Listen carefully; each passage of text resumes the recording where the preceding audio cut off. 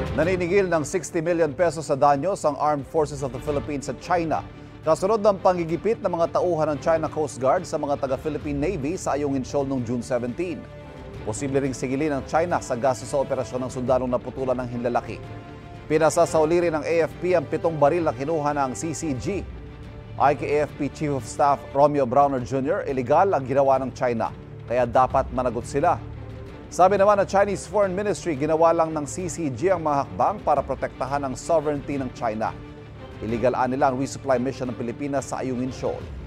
Ang naturang shoal, nasa loob po ng Exclusive Economic Zone ng Pilipinas. Para hindi na maulit ang nangyari noong June 17, may adjustments na ang AFP para proteksyon o para sa proteksyon ng mga sundalong Pilipino. Hindi tayo papayag na gawin ulit sa atin yan. Hindi pwede yun. Pilipino tayo, Pilipino. Rules of engagement, yun po yung ating sinusunod. We will apply the same level of force that would allow us to defend ourselves. Basta lalaban tayo ng patas, okay? Yun lang pwede kong sabihin.